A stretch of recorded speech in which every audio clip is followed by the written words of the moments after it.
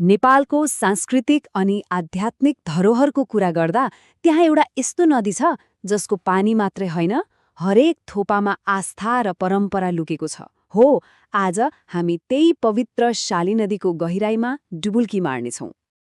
एउटा प्रश्नबाट सुरु गरौँ न है। आखिर केले एउटा सामान्य नदीलाई यस्तो पवित्र तीर्थस्थल बनाउँछ?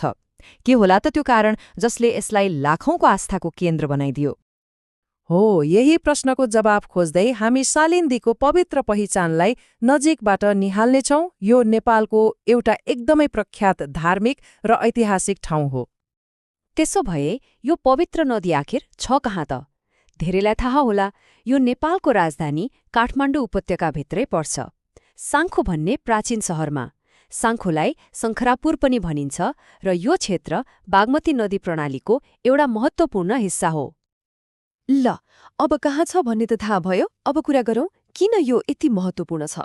किनभने शाली नदी भनेको पानीको एउटा खोला मात्रै होइन, यसको महत्त्व त हाम्रो गहिरो सांस्कृतिक र धार्मिक विश्वासमा जोडिएको छ।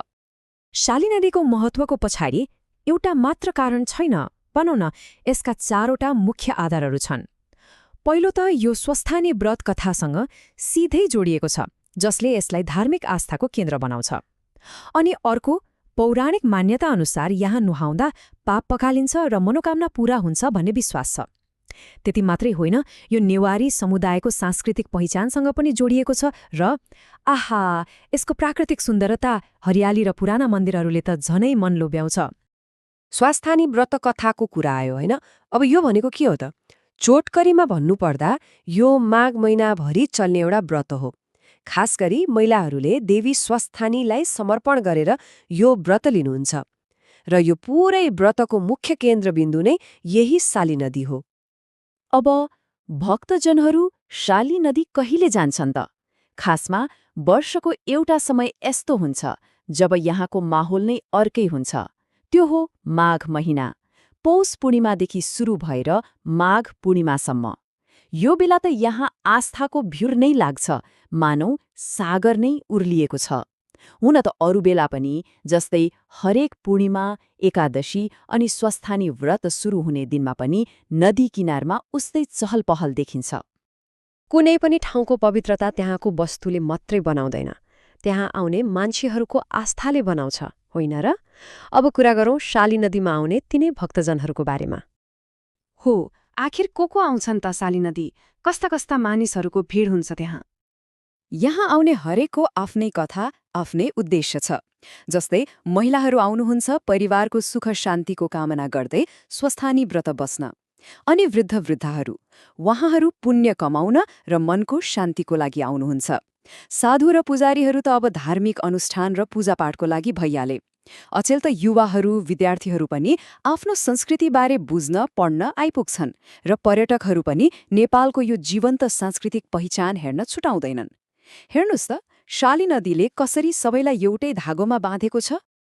ल, अहिलेसम्म हामीले शाली नदीको प्राचीन महत्त्व र परम्पराको कुरा गर्यौं, तर एउटा रमाइलो कुरा सोचौं त, के यो पुरानो आस्थालाई आजको आधुनिक प्रविधिले छुन सक्छ?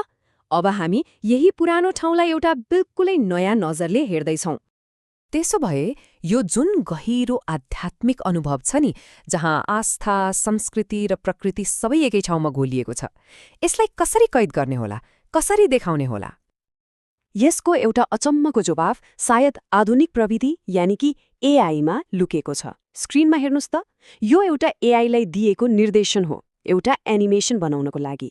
र यो कुनै सामान्य निर्देशन होइन, यसले खाली नदीको फोटो बना भनेको छैन, बरु शाली नदीको पुरै आत्मालाई नै कैद गर्न खोजेको छ। कल्पना गर्नुस् त, ढुङ्गाका घाटहरू, पुराना मन्दिरहरू, बिहानको चिसोमा नुहाउँदै गरेका भक्तजनहरू, अनि त्यो उदाउँदो सूर्यको न्यानो प्रकाश, यो सबैलाई समेटेर एउटा जीवन्त, साँच्चैकै आध्यात्मिक अनुभूति दिने एनिमेसन बनाउन भनिएको छ। हो, त्यो जीवन्त अनुभूतिलाई डिजिटल संसारमा उतार्नको लागि यी शब्दहरूले जादुको काम गर्छन्।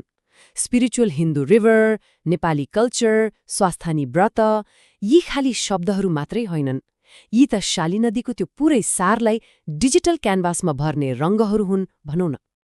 र अब यो सबै कुराको अन्त्यमा एउटा ठूलो प्रश्न मनमा आउँछ। के टेक्नोलोजीले साँच्चै हामीलाई हाम्रो प्राचीन परम्परासँग अझ नजिक ल्याउन सक्छ त? के एउटा एनिमेसनले मान्छेको मनमा बसेको त्यो गहिरो आस्थालाई छुन सक्ला? सोच्नुपर्ने कुरा छ है।